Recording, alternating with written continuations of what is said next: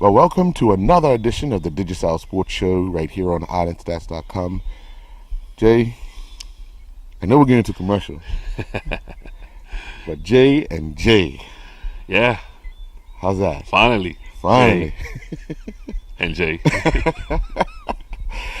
But Jay Donovan won his maiden Bermuda Day Half Marathon Derby. Dion Burry won her second. Her second, yeah. Quincy Cusack won his second Junior Classic. Mm-hmm. Jade Johnston won her first. Mm-hmm. Caden Hopkins and Alyssa Rose won their first. Their first. So it was a memorable day yesterday for many, not just the winners, but many who accomplished their goals of completing a race on Bermuda Day. But we'll get to that after this message from our sponsor. Bermuda, listen up. D-Music is here exclusively for Digicel customers. Open up a world of music at your fingertips and access millions of songs from free. With D-Music, you can easily search for your favorite artists and create playlists to fit your lifestyle. Plus, you have the option to download music to your device so you can find a song for any moment, even when offline. D-Music comes with 1 gig of free data to stream and download songs without it impacting your data usage. That's 32 hours worth of music. Visit us in-store or online to see how you can get D-Music today. Well, Jay, tears of joy yesterday as Jay Donovan came down Dotton Avenue. Big smile on his face, but it got real emotional once he crossed that line. Mission accomplished, as he told me in an interview. I've ticked that off the box. They can't call me a bridesmaid anymore. I have done it. So change all those headlines. I'm a champion. Well, Earl, tears of joy is definitely right. As you know, I was located on Cedar Avenue, doing the PA system out there. And when we got word of the lead runner is on Church Street, and it's Jay Donovan, I said, verify that. You were doubting it? Jay Donovan's way out front. Verify that. Before I tell everybody on Cedar Avenue. Yes. Verify that. Yeah. And it was verified. Verified. 2 sources. So when I announced it over the PA system, you can hear the excitement and the joy of the people prior. Remember, he's still on Church Street. Right. Prior to him coming on to Cedar Avenue, because it was like, and then you start hearing the talk. Man, finally we got to see him. Finally. Finally.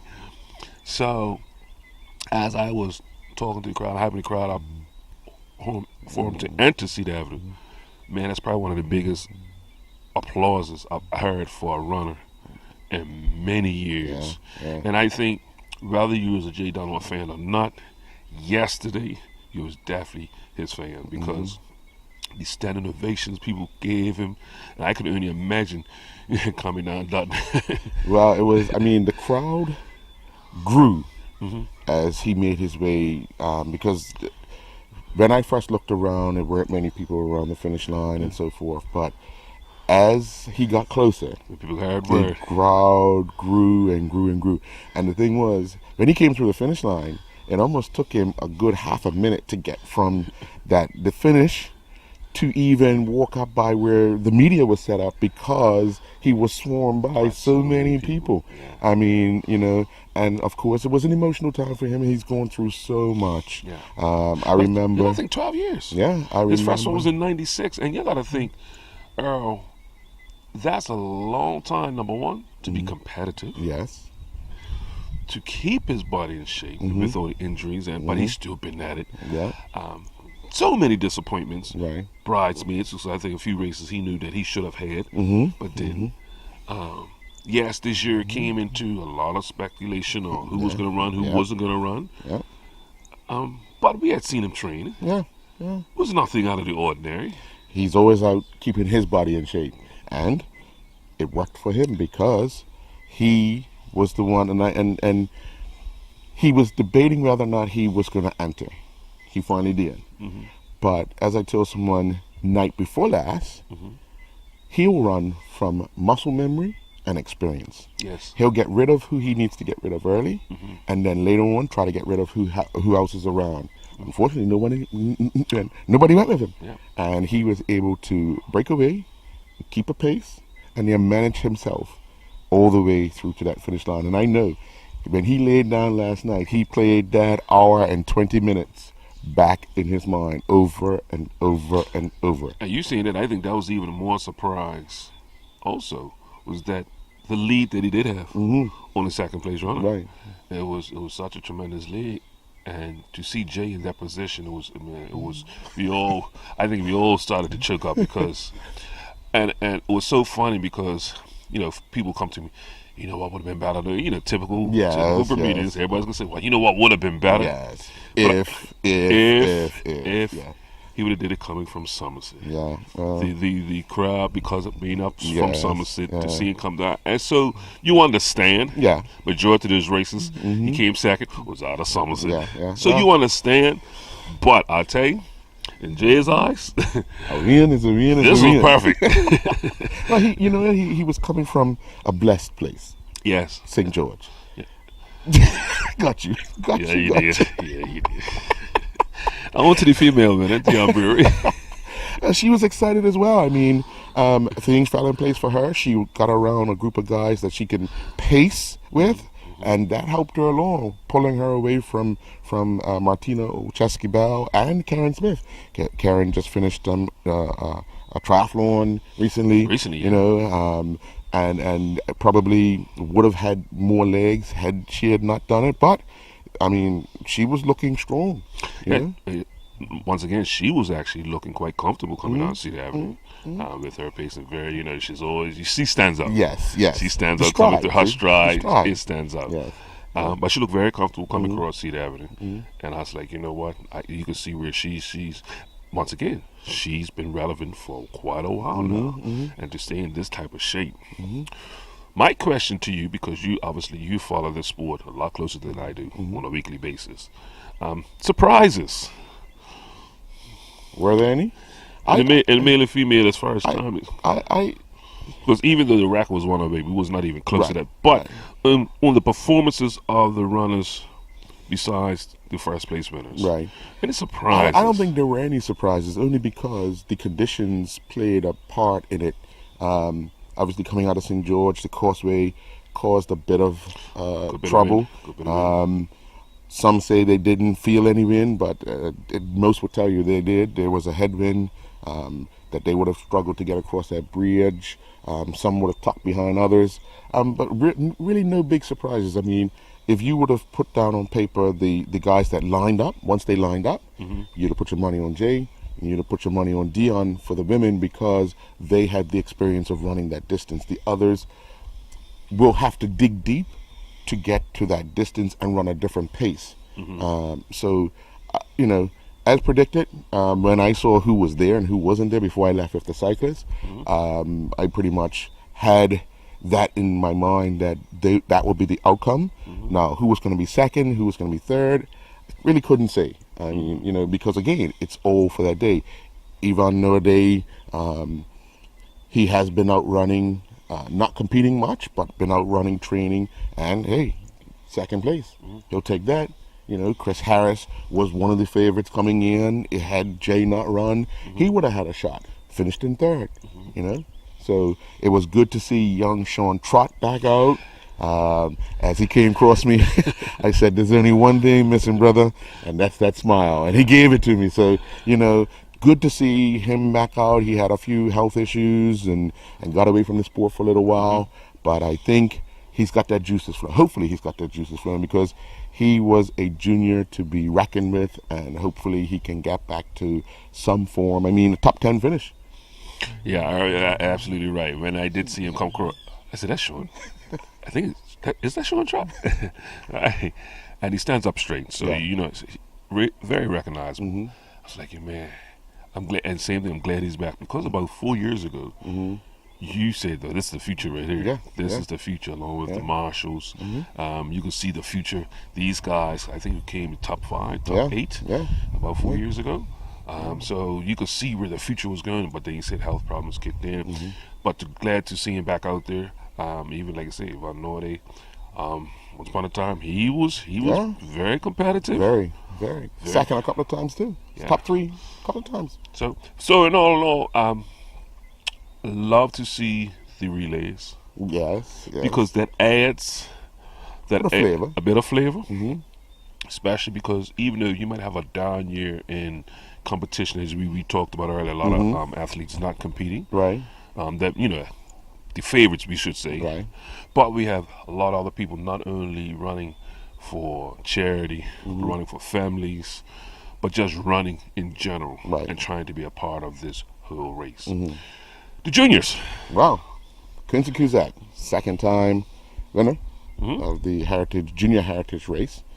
And Jay Johnson finished strong. Well, let's remind folks, where do they start from? They start just on Front Street by Docksiders, outside Docksiders. They gather at the old fire station. That's where they register and all. But they start just outside Docksiders, make their way, finishing the last 2 odd miles of the race, which is down Front Street, and the race, follow the race route. So for them, it's a chance to shine in front of so many people. It was good to see so many parents running alongside or running to the finish line to try and get a picture of their young one coming through the finish line. There were a few tears.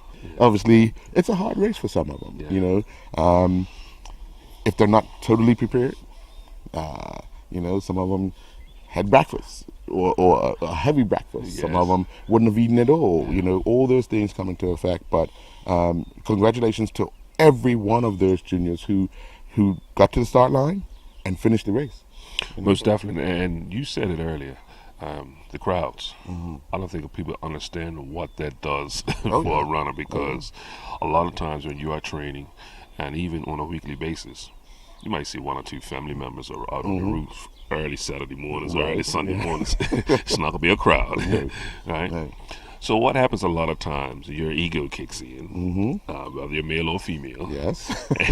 And you want to have that stride going through those people. Okay, well, the next corner is a lot more people. Then there's a lot more people. So hold on now. So what happens? You end up getting yourself out of rhythm. You are overdoing yourself or overexerting yourself early. Where you would have taken that break. Also, nervousness. People don't understand how nervousness takes energy away, because you're exerting so much being nervous, being able to relax. So I spoke with a good friend of mine who ran his first marathon yesterday. And said, all I'm trying to concentrate on that I can run my race. I don't want to get caught up in anybody else's pace and anybody else's race. But that is one of the hardest things to do. Because you get excited. Coming down Front Street, you hear Could you your imagine that cause? I mean, I came across the causeway with the bikes, and there were so many cars and people lining the causeway. Then, as you went around Stone Crusher Corner, there was a group of people beating drums, African drums. So once you start hearing that, you start getting excited. But then you get on the bridge. It's a lonely place. Only you and the runners. You come off of that hill and Blue Hill to the roundabout by Switzerland. Man, oh man. All of a sudden, you could be out of the race, because those people will lift you, and you'll start doing some things that your body's saying, hey, when you get around the corner, what are you trying to do? So I understand that fully about running your own race. You will see people trying to concentrate, looking down at the ground, not looking up at the crowd, because if they look up at the crowd, they're going to see somebody they know and want to try and impress. Also, I think what played a good part yesterday was the weather. Yes, nice cool breeze. Beautiful weather. Wow. Beautiful in a breeze, but not that headwind would have been. Not a headwind, but a breeze, but it wasn't as humid as it's been in the last few years. Last few years has been very humid. And we've heard athletes talk about humidity in the last few years. Yesterday, humidity was actually down a bit with the breeze, a nice cool breeze. But once you say it, the breeze is in your face. It feels good at the time, but it really slowed me down. Now, once it's at the back, push you along. Well, the one good thing we can say, and it already has been almost 99.9% reported, that the race will start early next year. They have just to work out whether it be a half hour or a full hour that it will start early, but they have guaranteed the race will start early next year.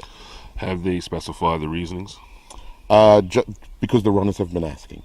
Okay. Because the runners have been asking, they've been working out logistics, because it takes a lot. Remember, the roads have to be closed down. If it's a half hour early, they have to be closed a half hour earlier. Yeah. That message has to be relayed to the public in a timely manner.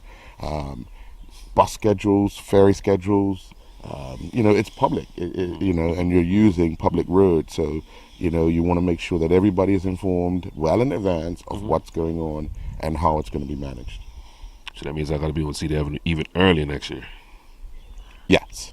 So, yeah. But one good thing, and we, obviously with the interviews you've conducted with Jay, one good thing with Jay, this really, and we got to go back to Jay because 21 years, finally, lift bike. They should get a trophy. I mean, like a big cup. We could raise it over his head, get some chains where he could break the shackles, the whole nine. But even I might mention yesterday after you won it, you hear all the buzzing around the crowds, and man, if I was Jay, that's it. I would never run again. I said, well, unfortunately, that's in him. Yeah. Now, to run a competitive like he did, he probably won't. Well, he already said it in the interview. He said it, but we know Jay. Yeah. He's got a competitive spirit. Like He's you got a always say, competitive spirit. once guys get on the line, that reality comes back to, hey, I'm used to just juggling this. Yeah. Let me give it a shot here. Let me see what So happens. I wouldn't say that he's not. I'm going to take his word for it now at face value. Yeah. But I would never count him out. Yeah. Well, let's get the interview with Jay Donovan, Dion Burry, Quincy Cusack, and Jade Johnston. Jay, it was a few weeks ago. We got into talking, and I told you that you can actually break the tape. At the time, you said, well, we'll see what happens on the day. It took you a little while to register because you were still thinking about it. But talk about coming down Dotton Avenue, what goes through your mind, picking up your first victory.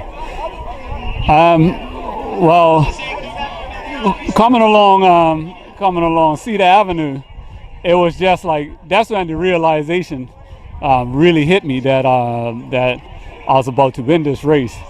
And coming on Dutton Avenue, I don't even remember Dutton Avenue. Like coming along the stretch, it's like even when I came across the finish line, it was just like I was just so numb. It's just like I even now it's hard for me to believe that I actually won the race. To be honest, yeah. Obviously, you want to set a tune right from the start to see what else anybody else can possibly put down and give yourself some space and then allow yourself to control the race. When did you feel as if this was the time to go? Let me put some distance between and see who comes with me. Well, what I didn't want to do was I didn't want to establish myself in the lead too early. But I always felt like I was in control of the lead pace, because even though the guys were running off me or to the side of me, I always felt like I was controlling it.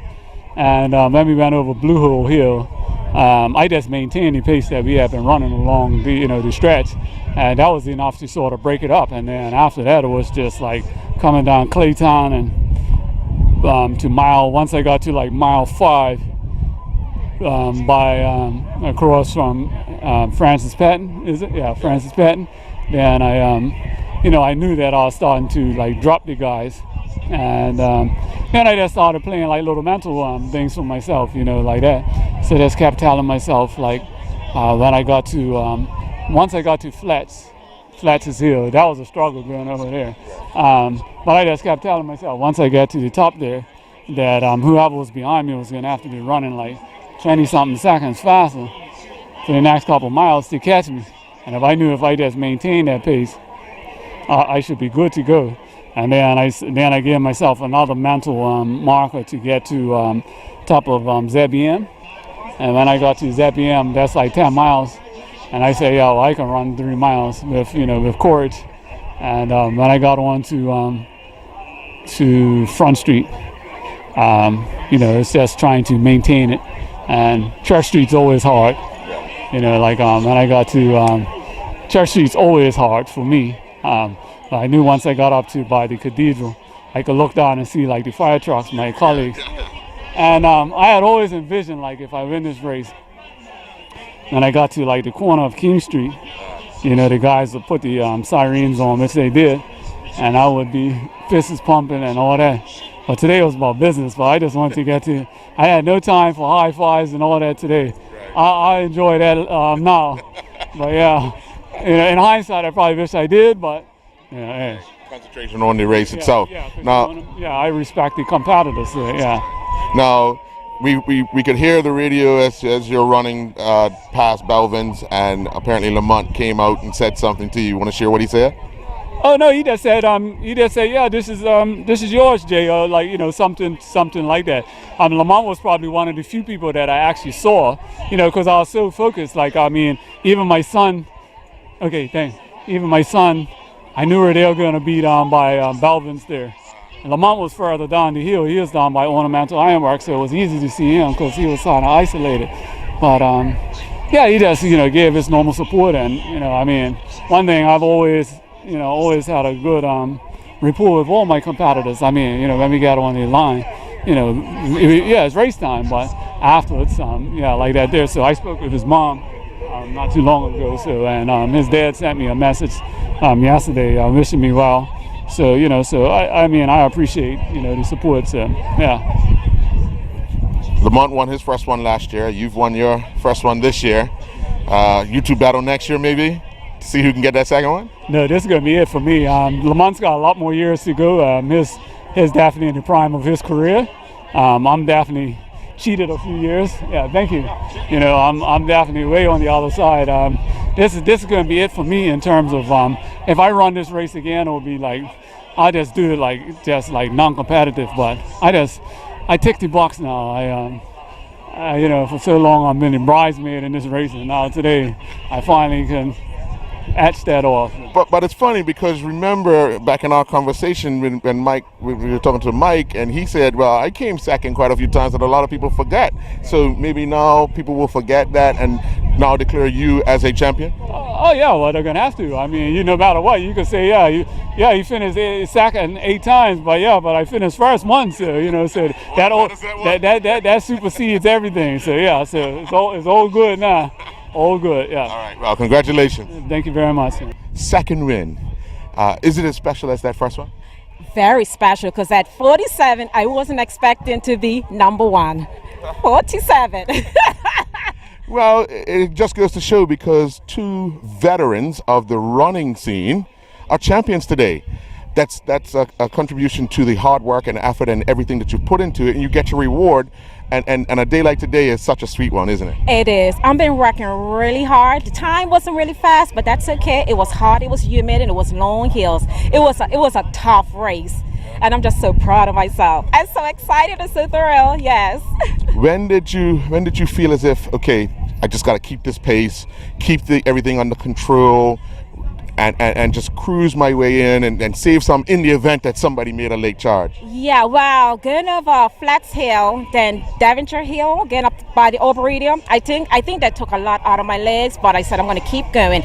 Thank God I had Chris running beside me, just helping me getting along, so I was pleased, yeah.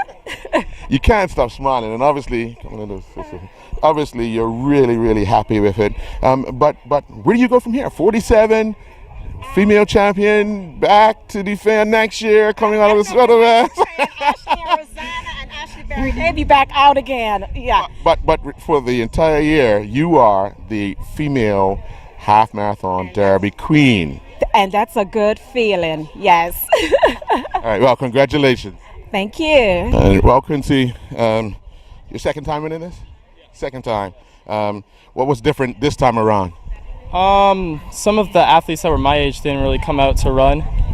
The weather was a bit calmer, a bit cooler. There was a little bit of a breeze, so that made it a little bit easier. But other than that, it was basically pretty much the same. Yeah, you've had a busy year already, Carifta Games and so forth. How does that set you up for something like this? It's a shorter run for you, just almost a sprint. Yeah. Carifta, I did 3,000, so that set me up a lot. The training for 3,000 sets me up for the 2 mile really well. So I was strong enough to do the whole course, basically full strength. Didn't have to worry about too much here. Do you, in a race like this, when you look at the field, do you put more pressure on yourself to go out and set an early pace to get rid of everyone? Not quite. I like to go out gradually into the race. Feel like that works better for me. Find I burn out when I try to sprint out pretty fast, so I just stay at the same pace, do the same thing every race. hopefully it comes out with a good result. All right, well, congratulations. Thank you. All right, Jade, well, it looked like a comfortable run for you. You had a few people around you, some boys pulling you along. What did you think of the course? It was good today. Normally it's real hot, but I went through and it was good. What did you think of the field when you got to the start line? You're looking around to see, okay, who's going to be my challenge? What do I need to do? Yes, I was really scared. I thought Jesse Marshall was gonna beat me, but I just thought I should start out fast and then get faster and faster. It's quite a short race in terms of the distance, because it's 2 miles. So you really want to just put in the effort early. What were some of the things you were telling yourself as you make the turn to come down Dotton Avenue, and Jesse's not in sight? I was thinking, should I go fast, should I go slow, because a couple of times I looked back, but I saw that it wasn't anybody behind me, so I just kept on going with the boys that were right there. You do a lot of track work. How does that set you up for a road race? It helps me to get faster. Open up a world of music at your fingertips and access millions of songs from free with D-Music, exclusively from Digicel. With D-Music, you can stream and download songs and create playlists of your favorite artists to fit your lifestyle. Whether you're working out at the gym, getting ready for a Friday night, or just chilling at home, D-Music comes with 1 gig of free data to stream and download songs without it impacting your data usage. That's 32 hours worth of music. Visit us in-store or online to see how you can get D-Music today. Jay, yesterday the day got underway with the Sinclair Packwood Memorial Cycle Race. Favorites, obviously, Matthew Oliveira, Caden Hopkins. There were others thrown into the mix of who can actually get from St. George to Cedar Avenue first. A lot of people had their money on Oliveira and Hopkins breaking away. The race started kind of interesting. I mean, being in the lead vehicle, you get to see the twists and turns of the race. We had a rolling start.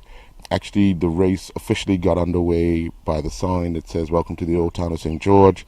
And from there, Arthur Pitcher took off. Hold on, and this is Arthur Pitcher, former cricketer. Yes. Okay, now let's go back. And he built himself a lead. But because he was by himself, no one in the pack panicked. He got onto the causeway, and we got by the kitchen, and 2 riders bridged over to him, and those 3 rode away for a while. We got up to 2 riders would be. It was I can't remember their names. Adam Hopkins and I forget the other rider, but they put in a good shift. I thought Arthur was just gonna let the pack catch him, but he rode with those guys and they all took turns pulling. Got up to Crowell Hill, and the pack, we could see them as we got to Claytown. The pack was closing in, and they finally caught him on Crowell Hill, and from there Anthony Bartley took off. Now, they had to keep an eye on Anthony because he's a strong rider. They know his not the best at hill climbing because of his size, but they had to keep him in check. They had to keep him close, because if he would have gotten over those hills and been able to recover, there could have been a problem. Because once he got to the top of the hill where Cable and Wireless would be, the only last hill is the one going up towards ZBM. Yeah. So they went up Flats Hill, and you could see the group kind of pulling him back in. As we went across the main gate to Whitney Institute, Caden Hopkins made a break. Matthew went with him, and everybody else said, okay, who's going to come in third, because we're not chasing. I mean, those 2 took off, and when Caden ran across Anthony Bartley, it was almost like he was standing still. Wow. And those 2 got together, and they took turns pulling each other, and listening to Greg Hopkins sitting next to me, it was always a wonder what's going to happen now. And he kept saying that they will work with each other until they get to Hamilton. Once they get into Hamilton, it's mano a mano, man. It's although they're teammates, you have to try and do what you can do, and I'll try and do what I can do. We came through Front Street, there was a buzz. Up Queen Street, a buzz. Turned onto Church Street. Matthew Oliveira was leading. Caden had come up on his left side, and then swung around to his right side. And when Matthew looked to his left, where he thought he would be, Caden was getting on the other side. And by the time he reacted, Caden had already had the power of the bike moving in the motion he wanted to move it in, at the speed he wanted to move it in, and it was a struggle because he had opened up like a 2 bike length lead. Once he got around the corner, it was all downhill, and it was nothing Matthew could do to recover from that. And Caden Hopkins won his first Sinclair Packard Memorial Race. Well, you almost said it all. No, we sort of predicted this. These two have been battling throughout the year, especially over the last 4 weeks. Right. All the competition, and ended up being close friends, so they knew the ins and outs, or strategy-wise, the teammates. So they worked together, trained together, been on trips together, and got another one coming up. Together. Right. I would just like to ask whoever composes his bike, whether it's him or his father or whoever. I need just Caden, but Matthew, buy something what they call a mirror. So when you look down, you can see either side. Wind resistant, man. Wind resistant. But all jokes aside, that's the strategy. Yeah. And sometimes it could be that half a second. And that's all it took. We talked about our games being inches, seconds, whatever. That's all it. That little window of opportunity opened itself up, and the timing of Caden to take advantage of it. A lot of times we seek windows of opportunity, but then we take advantage of it. Well, point in the case. Same thing happened in the women's race. Well, I'll tell you with that, and we start at the end, and you can go back to the beginning, but we start at the end. So the male riders, once they finished, they gathered outside of BPSU. Cade and all of them. Waiting for the girls. And the scream and the roar for Alyssa coming around the corner. So I was like, okay, they were just so proud and happy that she won. Yeah, she was able to nip. I'm pretty sure you wouldn't have been able to tell who won the race by the time. Well, we couldn't see it. Right. I couldn't see it personally. Because she beat Zanique Williams by 0.01 of a second. Wow. Yeah. Because they both finished with the exact same time, other than the 0.4, and it was 0.4 something and 0.45 something. Wow. So you could imagine what that was like coming down that hill. They would have been side by side. Yes. And I'm excited for Alyssa. A little disappointment for Zanique, but she would be one of those ones that would say, you know what, the torch has to be passed at some point in time. So happy for the youngster. But also seeing Zanique out there still be relevant. That's right. We keep talking about Jay and these athletes. Zanique's been there for a while. Oh yeah. And she's been relevant for a while. Yeah. She's overcoming an illness that she's had to manage. She had to take a year off. But she's back strong, riding with confidence. And Alyssa has been coming on of late, Junior Rider of the Year. And we have to keep this in mind, that the 2 winners of the cycle race are riding with junior gears, which is a lot harder than riding with the adult gears, because they have more gears as the adults. These juniors have to do this with less gear, but they have to manage themselves, and that's what they do well. Dominique was one to do it.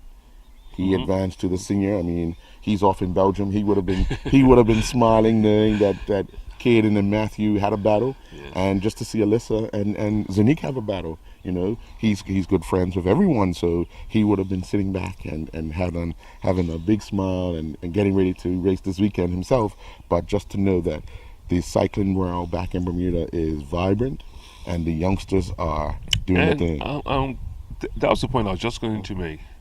I think if you look just in comparison, you look in comparison of these 2 sports, we can probably admit right now that cycling has gone through a passing of the torch, as you just meant, a transition where we've seen over the last 3 years a lot of youngsters, or we will say kids, but who are standing on top of the podium over the senior riders, where we would think, well, hey, and not to say that the senior riders are not riding anymore. The likes of Glassford, Yes. you know, Yeah.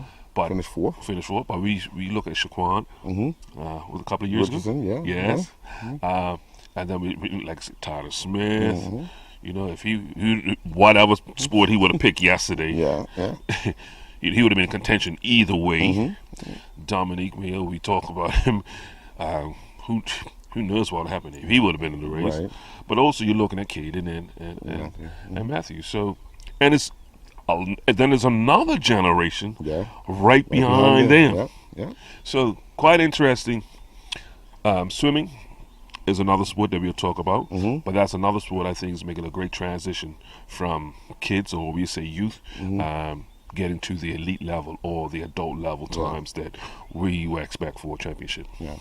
Well, another youngster, Jade Steed Hill, Yes. was offered a scholarship sponsorship through a deal between the Bermuda Football Association and Partneree. Let's get that interview with the folks from Partneree, Bermuda Football Association, and Jade Steed Hill. I'm joined here today by Tanika Wade, Head of Human Resources from Partneree. And again, to my left, Maurice Lowe, Technical Development Director, and Ms. Thompson, who is a relative of Smokey Thompson, and the star of the show, Jade. And we're here to announce a partnership between the BFA and Partneree. And it's very exciting that we are going to be able to support players from the National Academy traveling onto a intensive training at IMG. And I'm going to stop there really, and then just hand over to Tanika Wade to just say a few words. Since the passing of our beloved colleague Kenneth Smokey Thompson 3 years ago, the company has wanted to honor his legacy and his love for football by giving back to the community. With that in mind, we approached the Bermuda Football Association with the idea to establish an award that could honor Smokey's love for Bermuda's youth and the sport of football. Together, we came up with this sponsorship award that will support a young person in their travels to an international training facility to further develop their football skills. We are pleased to support Jade in her travels to IMG Academy this summer and wish her much success in her development as an outstanding athlete. Afternoon, my name is Jade Steed Hill. I play for the U17 and U15 National Academy team. I would just like to thank the Partneree for giving me this opportunity, as well as the national coaches for giving me the opportunity. I feel like this is going to be a huge opportunity and eye-opener for me, and I hope to do well out there and bring back different tactics from IMG back here to Bermuda. Yeah, I just want to congratulate Jade with, I guess, on this occasion for her efforts. She was a unanimous selection from the National Academy staff coaches, which speaks to her ability and also her character and her work ethic in and around our training sessions. So we wish her all the best and make sure that she goes and puts her best foot forward and gives a good representation of us, the National Academy, Partneree, and definitely Bermuda. So. Yeah, which Smokey Thompson is from White Hill? I'm sorry? White Hill Smokey Thompson, Carpenter, No, he was that's just Smokey Thompson. He was taxi driver, and he worked for Partneree. Oh, okay. And for young, Jade, what is your ultimate goal in football? What do you hope to achieve? Wow, I'm hoping to become a professional soccer player and possibly play for a professional team in the US. So what position you play? Defensive mid. Have you been to IMG before? No. No? Well, you travel with the national squad. Yes. You know what the expectations are at a high level. So, obviously going to a new environment, and you have teammates that attend the IMG. Yes. Are you getting information from them, what to expect from the facility and all that? No, not yet. No? They don't know about it. Oh, okay. So, but you know of your teammates that already attend there. Yes. So you can sort them out and try to get information. Yeah. But what are some of the things you're going to be doing before you get there to make sure that you give the best account of yourself? Wow. I need to work on my fitness level. So I go on like 6 o'clock runs, morning and night. I come up to BFA sometimes to do extras when I don't have training, and yeah. Is football something you love? Yes, it runs in my family. Yeah. I see you were kicking the ball around a lot, so I know it's something that runs you, opinion. But how did your school season go? Because obviously you put in a lot of work with them as well. I believe we placed second, and Cedar Bridge came first. Yes. So you said football runs in the family. Who's some of your relatives? Ricky Hill, Corey Hill, Cleveland Hill. Yes. Wow, it's right. Yeah. Bermuda, listen up. D-Music is here exclusively for Digicel customers. Open up a world of music at your fingertips and access millions of songs from free. With D-Music, you can easily search for your favorite artists and create playlists to fit your lifestyle. Plus, you have the option to download music to your device so you can find a song for any moment, even when offline. D-Music comes with 1 gig of free data to stream and download songs without it impacting your data usage. That's 32 hours worth of music. Visit us in-store or online to see how you can get D-Music today. Earl, great news once again when we have businesses who are on our island investing in our youth. But I think we need to, let's put this out there, because the BFA has done a great job of infrastructure. Implementing programs, but implementing an infrastructure that it didn't happen overnight. But what that's also done is gave confidence to the corporate world. Okay, you've got your house in order, we can start investing in you. Now, I'm saying this to say that we have to take this same model of infrastructure, getting infrastructure right to get, because we hear it all the time, all these insurance companies, they should be putting more money, Well, this is one of the reasons why they will do it if you put this in place. So I'm saying this to say, our clubs, please get who you need to get, and let's formulate the proper infrastructure for each club. And I will guarantee you, the investments from these companies will start investing in each particular club. That's my opinion, but I feel very strongly about it when it comes to these type of acts. And when you see, we know they're going to do it. We see them doing other sports or other, we see them do it. But if you look at those others, or you look at these situations, a lot of times infrastructure is there. So there's some things that we just got to work a little bit out. But I think for Jade, obviously, man, talented, and that's the thing. You see, it's like a piece of coal. You know, it's got a lot of potential. You know, can we rub a little enough to get a diamond out of it? But that's what you invest in. So, good luck to her and the family, and we support you. And from football for a young lady to girls MVPs for cricket. Hi, my name is Amaya Rollins. I go to St. George's Preparatory School. Hi, my name is Malaya Ritter and I go Prospect Primary. Hey, my name is Stephanie Francis and I'm representing Whitney Institute Middle School. Hi, my name is Jada Miller and I represent Whitney Institute Middle School. Hey. Hi, my name is Brianna Ray and I go to Saltus Grammar School. Hi, my name is Emily Hartwig and I go to Saltus Grammar School. Good morning, it's my pleasure here to celebrate another year of sponsorship from our friends at Access. Denise Hollis is here representing them today, and after inaugural sponsorship in 2016 with for some fabulous results, great improvement in middle school and primary school cricket for the young girls.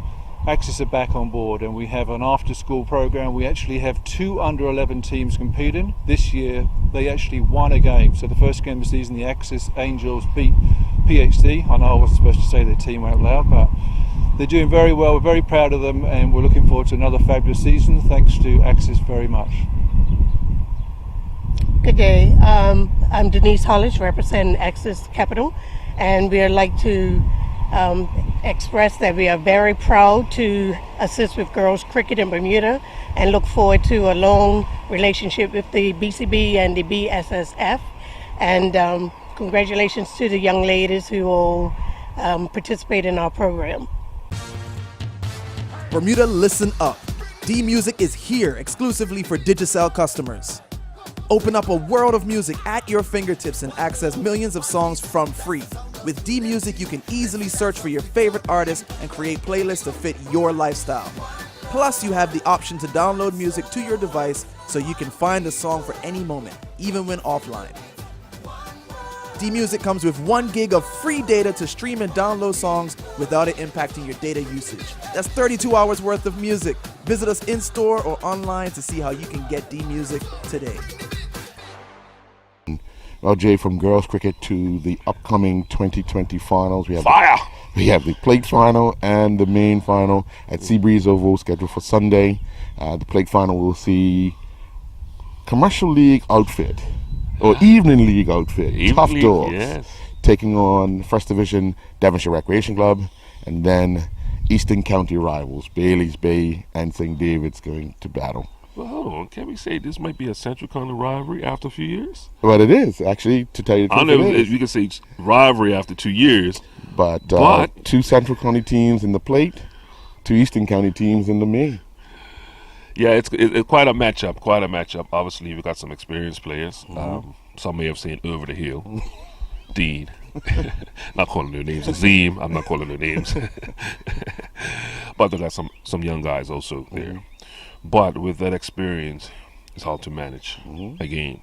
And sometimes, it comes into play. Devonshire Rec has been going through a transition with the cricket squad probably now for about 5, 6, 7 years. Got some players that on the day can make a difference.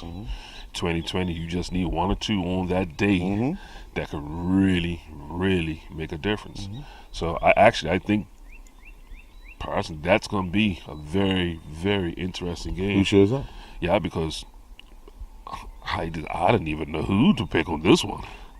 It's tight. I think experience will take its toll. See, and this is what I'm saying. you just and they'll have had a week. Tough Dogs guys would have had a week to rest. See, I knew that was coming. It was a struggle for them on Sunday. They made it through, but with a week's rest, I think they can come out strong and put in a good performance against Devonshire Recreation Club at Seabreeze Oval. Now, let's flip over to the Eastern County rivalry. Well, anybody would tell you, anytime these 2 teams play, whether it's at Seabreeze, whether it's Lords, beginning of the season, end of the season, it's all about bragging rights. They don't care what team gets picked, whoever gets picked, we're coming to some lashing from the other team supporters regarding who you are, if you're an older player, if you're debuting for the first time, you have to be strong enough to take some lashing from the other side. Each team despises the other team's colors. Normally we would say that for cup match, but these teams despise each other's colors. That's how rich of a tradition this goes back. But getting to the game itself, very interesting matchup. Obviously, St. David's will go in as favorites of winning the league last year. But Bay's always done good at the 2020. Yes. Coming into this season, St. David's has looked pretty consistent. Bay's top order has not looked consistent. But they've had some great performances. And we talked about this format of the game. If you get a couple of good performances, you can actually get over. Each team have a slew of national squad players, national squad captains, cup match captains.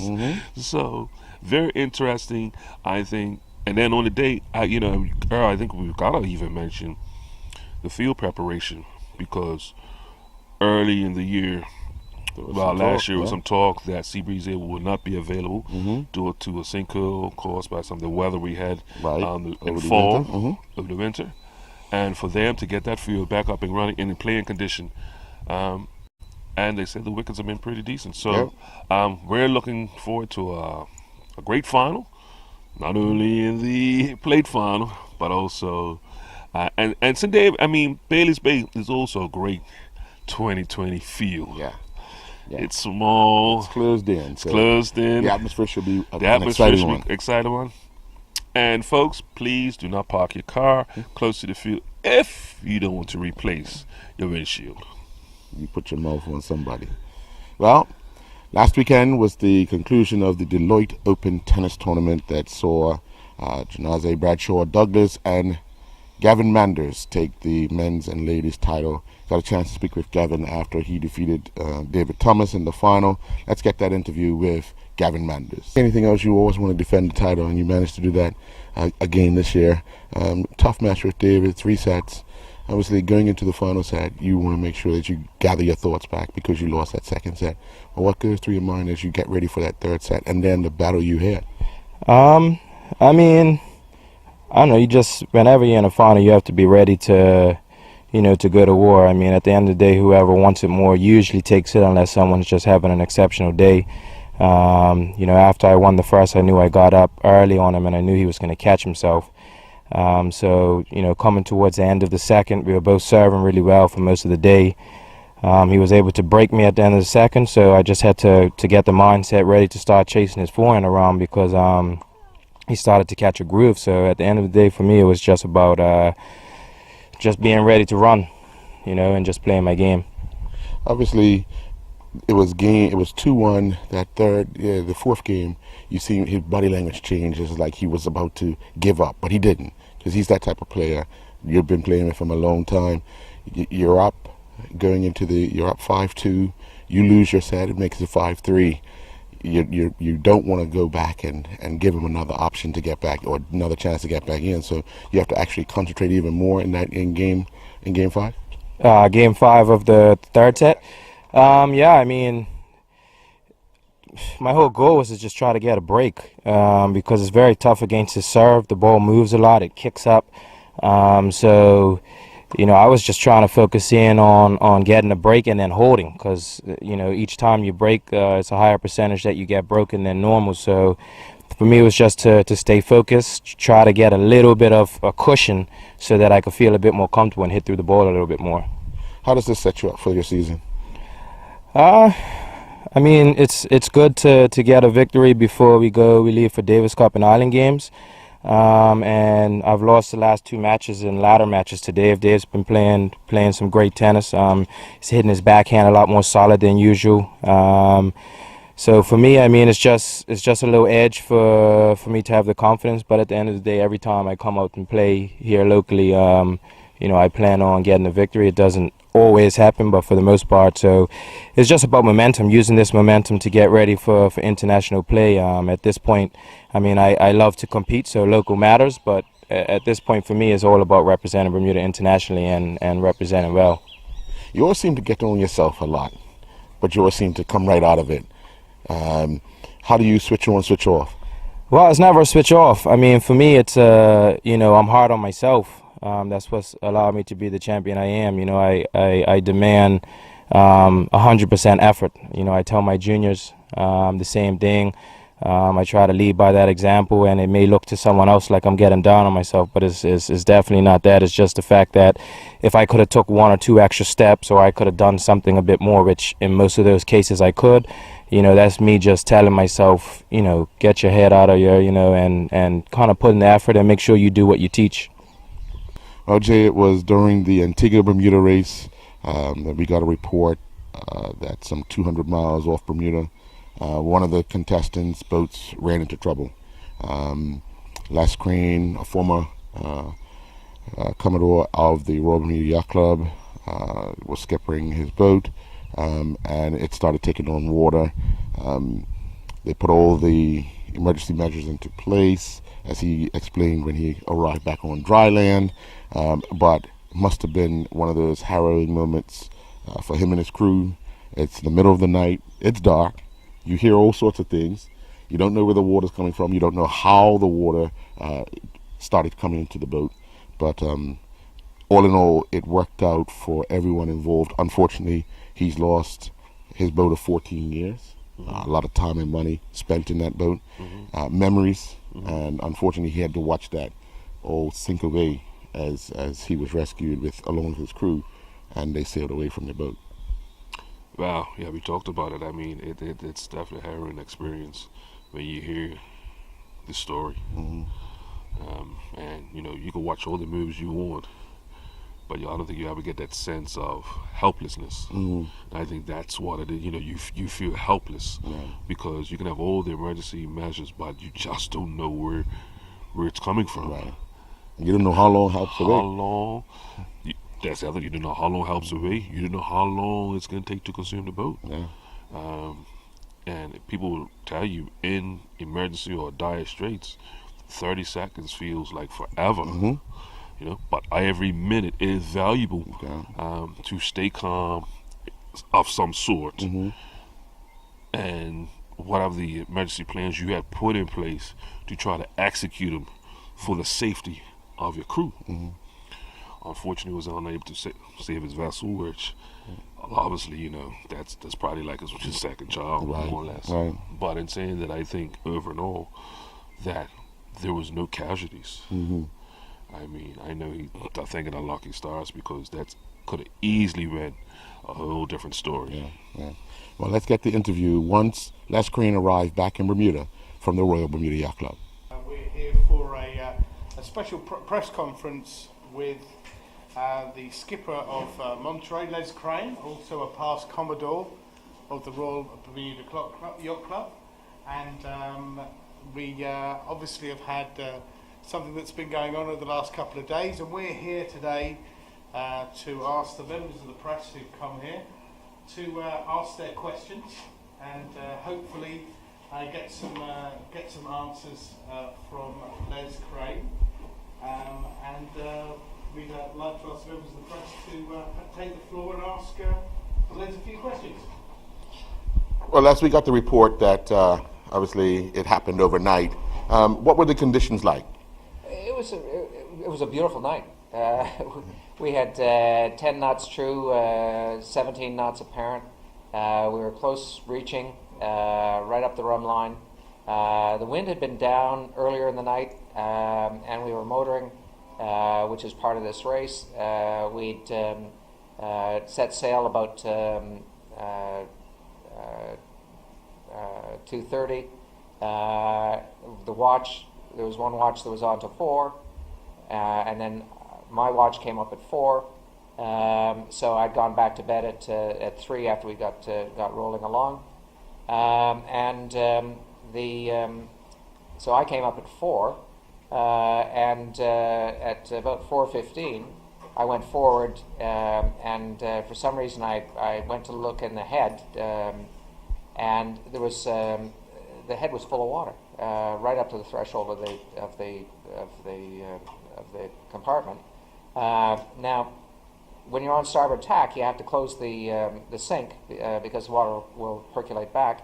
And I thought, well, maybe the head had been the valve on the toilet had just overflowed the fill valve, and that happens sometimes.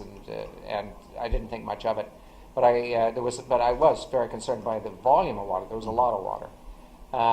So I called to James Watlington, who was on my watch with me, asked him to stand the boat up. I pushed the boat into the wind so the boat stands straight up, so that I could open the cock and pump the water out. I did that, and there was a lot of gurgling and the rest, and we got the water out quick enough.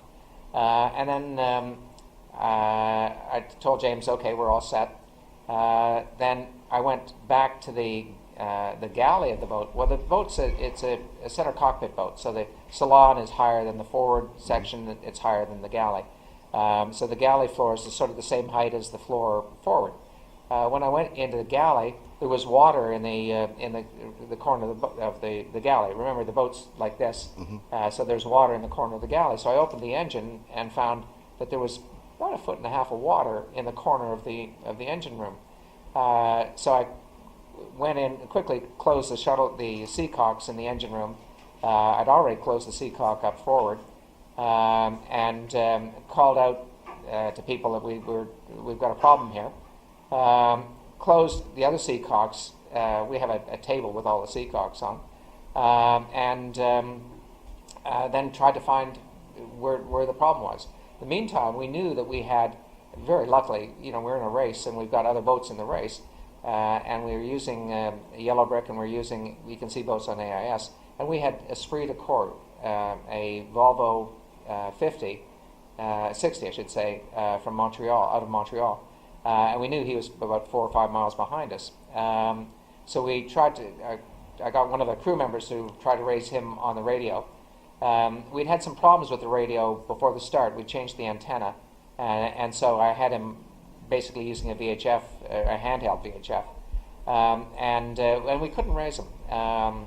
And I think that was the problem of our VHF. But at first, the crew member Tatum was calling out, and then we thought, well, we've got to get his attention, because he was key to making sure it was a safe situation. So James Watlington,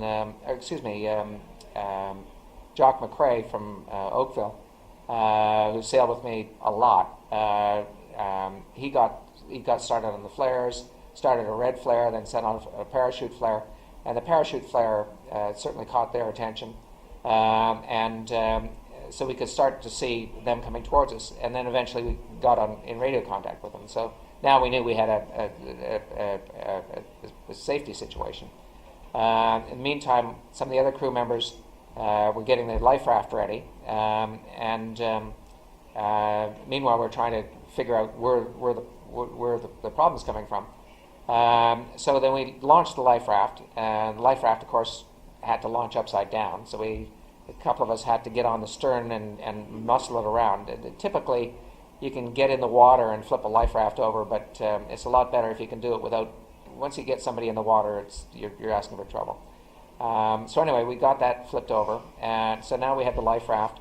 I went back to check on to see if I could identify any, if basically to try to find out more about where the water was coming from. And by that time there was 3 or 4 feet in the bow of the boat. The boat was bow down, and I sort of quickly realized, well, there's not a lot I can do. And I was very concerned about getting trapped in the boat. If the boat started going down, I didn't know whether how much buoyancy, whether the boat, how quickly the boat would go down. But I did know that the water was coming in really quickly, and the water seemed to me to be coming in more quickly than just a broken hose. So after assessing the situation, I basically said, well, let's get in the life raft and go over. And so we got everybody in the life raft, and then Esprit de Corps came up, and it's very bouncy.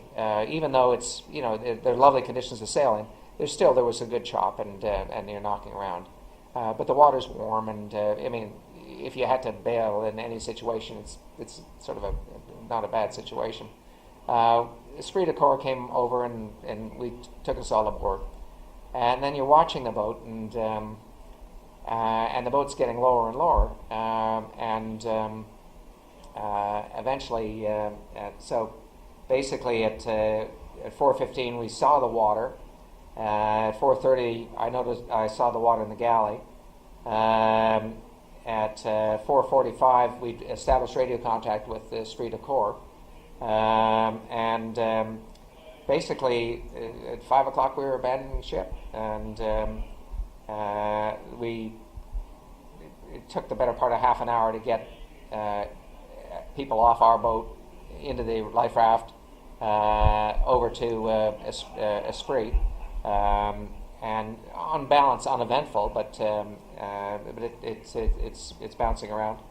And 5:30 we were aboard Esprit.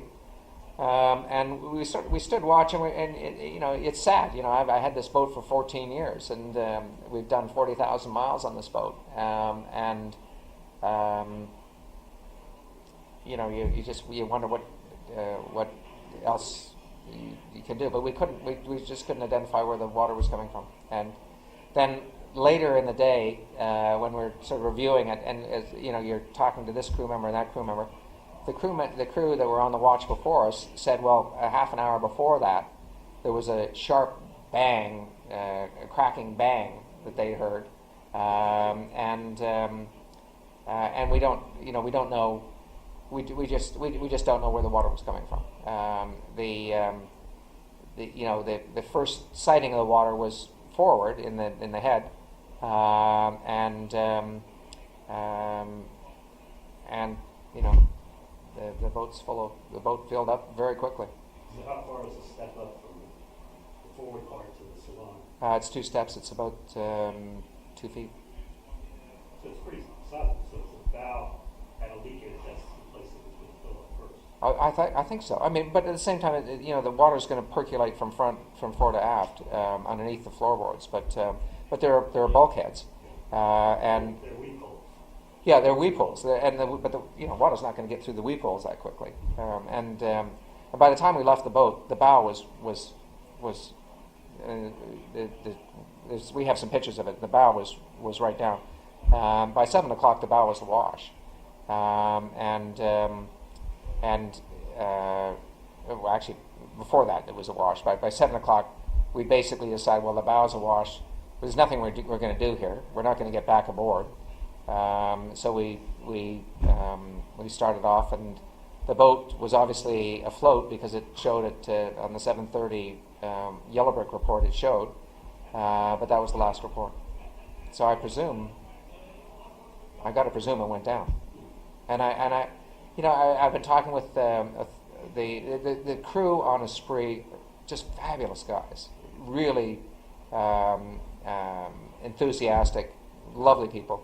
And we're sort of going through, well, this scenario and that scenario, and about how the boat would go down, and whether the boat would just sort of rest on the surface for a while, and then take time to go down, or whether it would just dive down. And I guess I couldn't come to a conclusion on it, but you've got a big lead keel, and you've got some flotation, some soft items that are going to provide some flotation. But I don't know whether.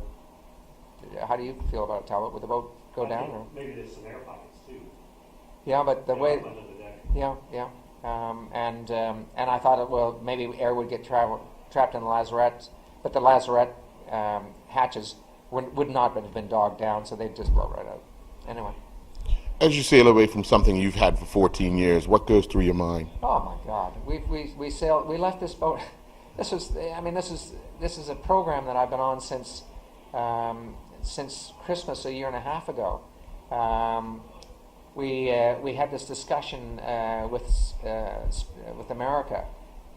We created this Antigua Bermuda race based on the idea of America racing Spirit to Bermuda. Wouldn't that be fun? Mm-hmm. And I thought, well, yeah, that'd be fun.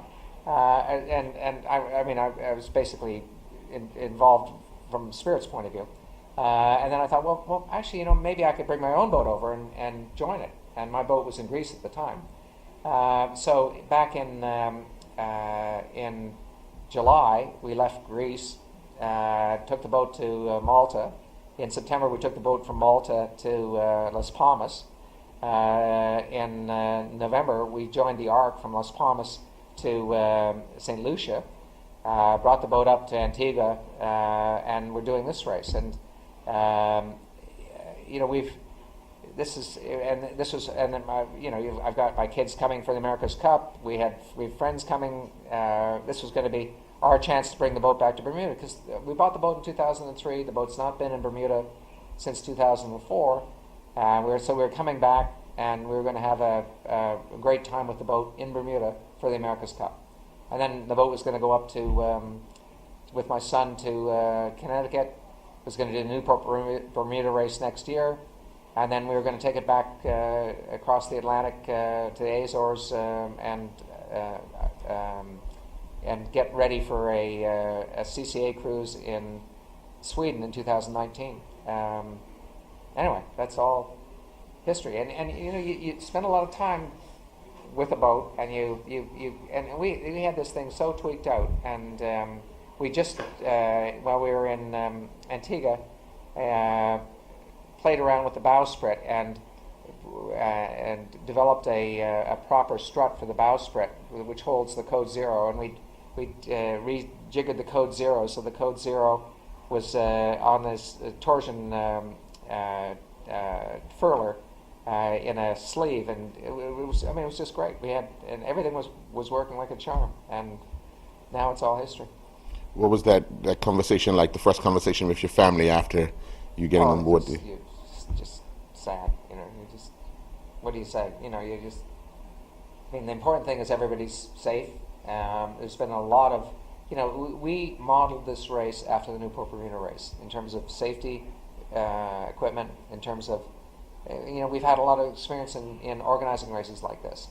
And the safety requirements are similar to the Newport Bermuda race, but not, we didn't have the ground force that the Newport Bermuda race has to do the safety checks and the rest.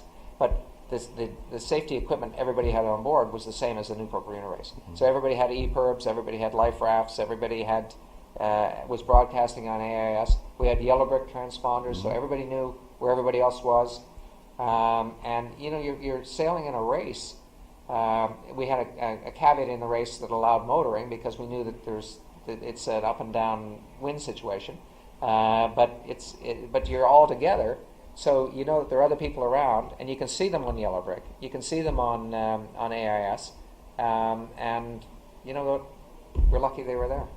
I mean, after this race, I'd planned to sail up to Newport at the start of or the end of June, start of July, and we'd be doing that alone. And if the same thing happened at 4 o'clock in the morning on the way up there, we could be sitting in a life raft for 12 hours,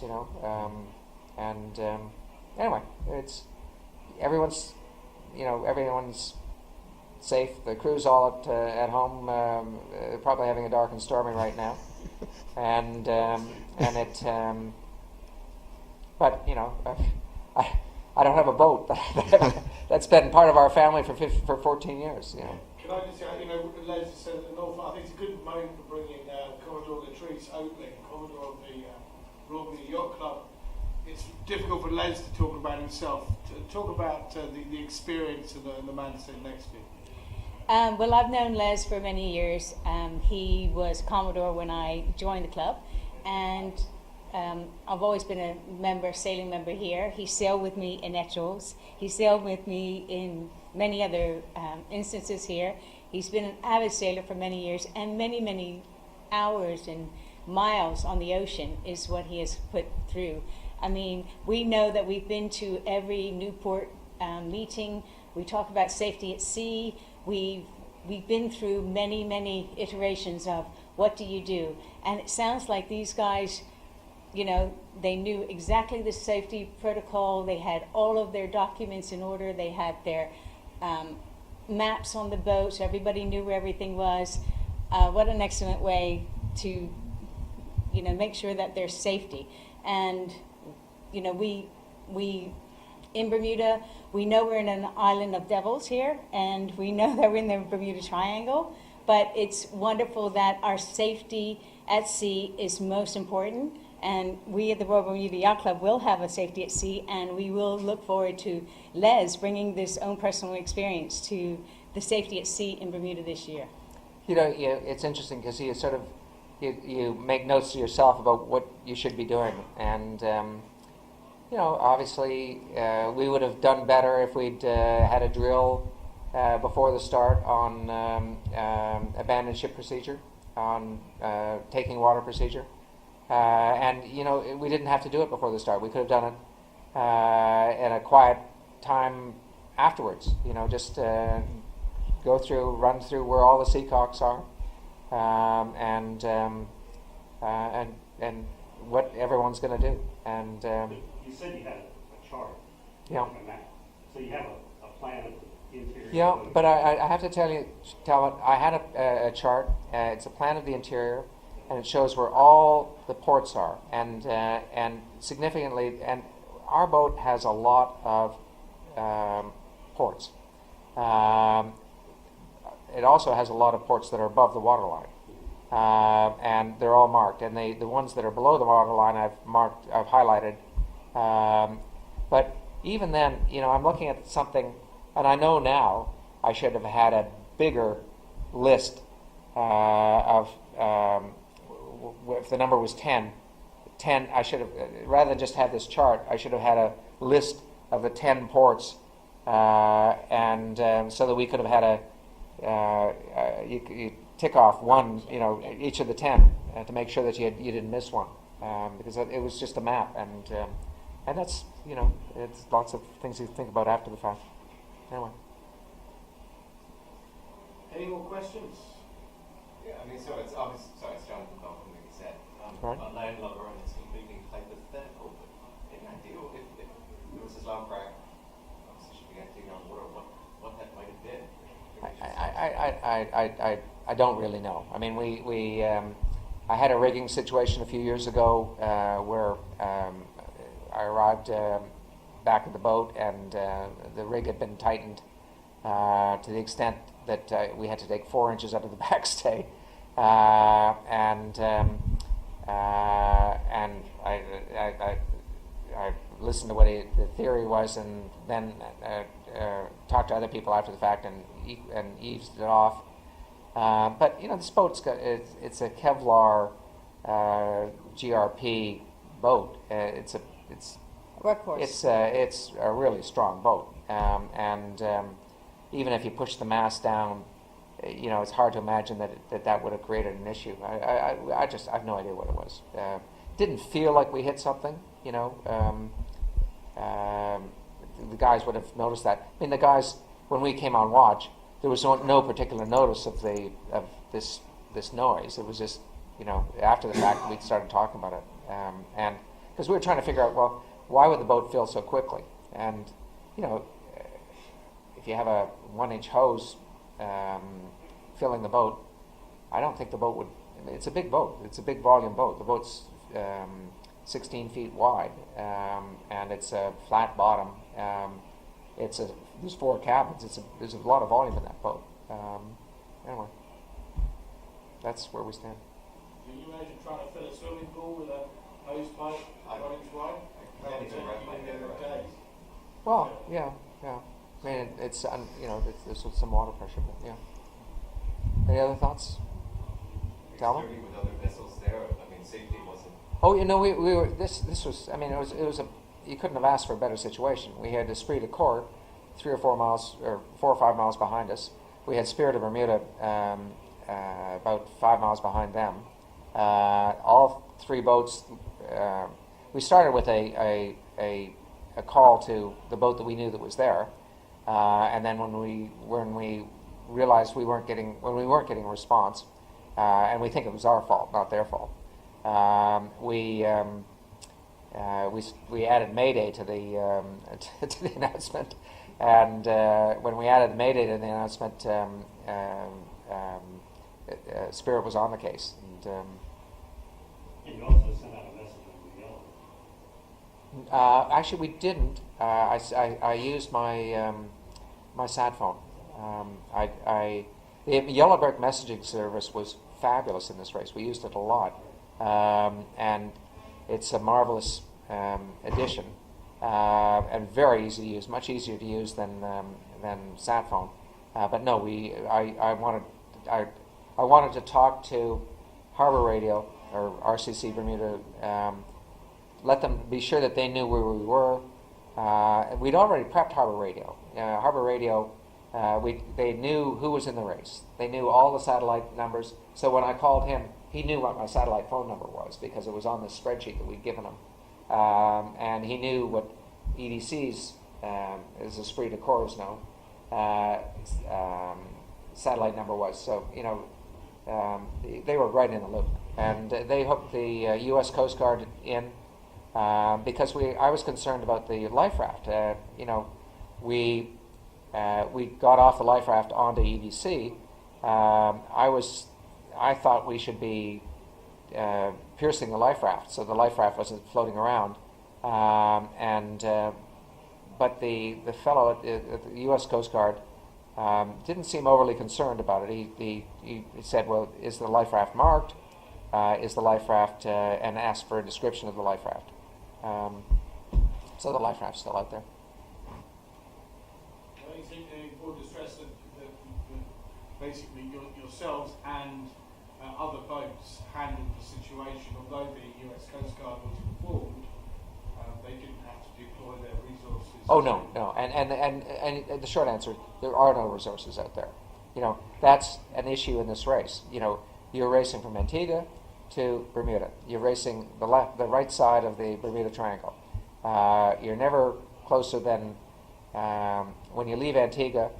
You're 1,000 miles from Bermuda. You're 1,000 miles from Miami. Halfway through the race, as you get towards Bermuda, you get a little closer. You're only 650 miles from Hatteras. So you're out there. There's no resources out there, and the resources are the other people in the race.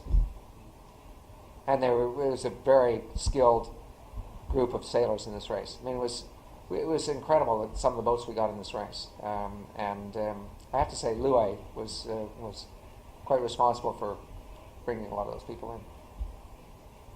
Tell us also, Les, that the involvement that Spirit of Bermuda had in the incident.